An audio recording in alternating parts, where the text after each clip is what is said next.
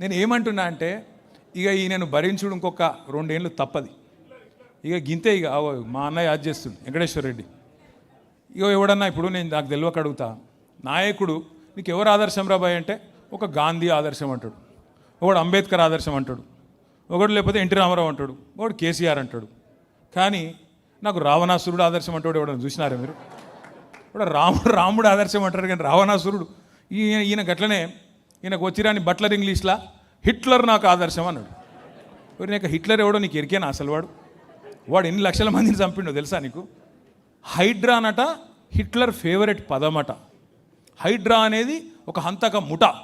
ఆ ముఠాను హైడ్రా కాదా, హిట్లర్ హంతక ముఠాను ఆదర్శంగా తీసుకొని హైడ్రా పెట్టినా అని సిగ్గు లేకుండా ముఖ్యమంత్రి చెప్తుండు. ఇక ఇక్కడ ఇంగ్లీష్ వచ్చిన వాళ్ళకి నేను చెప్తా ఒక మాటలో. ఆయన ఏమన్నాడు Revanth Reddy, I demolished like anything.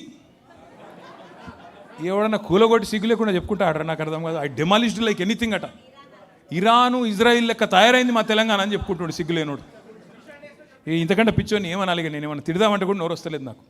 నేను మీ అందరిని అందుకే దండం పెట్టి చెప్పేది, సరే ఇవాళ దురదృష్టవశాత్తు తెలంగాణకు ఈయన ముఖ్యమంత్రిగా ఉన్నాడు. ఇంకో 2 ఏళ్ళు కాంగ్రెస్ అనే ఈ దరిద్రాన్ని దేశం మొత్తం వదిలించుకున్నారు. కానీ ఈ దరిద్రాన్ని మనోళ్ళు కొంతమంది ఆయనతో నమ్మి నెత్తి మీద రుద్దుకున్నారు. ఇంకో 2 ఏళ్ళు భరించక తప్పదు. కానీ మనం కొన్ని పనులు చేసుకోవచ్చు. ఈ లోపల మన పార్టీని మంచిగా చేసుకోవచ్చు, రిపేర్ చేసుకోవచ్చు. చిన్న చిన్న అల్కలు, చిన్న చిన్న అసంతృప్తులు ఉంటే వాటిని సెట్ చేసుకోవచ్చు. తమ్ముడు మన్నె గోవర్ధన్ రెడ్డి గారు బాగా మాట్లాడిండు. ఏమన్నాడు? కాదు అసలు ముచ్చట చెప్పనీరు, సపర్లు వెళ్ళకూడదు రావు. మంచిగానే చెప్పిండు. ఏం చెప్పిండు? మనం ఓట్లేసి గెలిపించిన ఎమ్మెల్యే లంగాలలో కలిసిపోయిండు అని చెప్పిండు దానం నాగేందర్. చెప్పిండా? మరి మీరేం చెప్తారు? ఖైరతాబాద్ వాళ్ళు ఆయన లంగాలలో కలిసిపోయిండు. మీరు మొత్తం కలిపితే 2,50,000 ఓట్లు మీ నియోజకవర్గంలో. ఎంత? 3 లక్షల. సరే 3 లక్షలు అనుకో. బూతులు ఎన్ని? 245. 245 బూత్లు, 3 లక్షల ఓట్లు, 2,90,000 ఓట్లు. అంటే ఎన్ని ఇండ్లు ఉంటాయి ఖైరతాబాద్లో? 1,00,000 ఇండ్లు ఉంటాయా? ఇంటికి 3 అనుకో, అంతే కదా? ఇంటికి 4 ఉంటారా? సరే 75,000 ఇండ్లు, 75,000 అంతే కదా?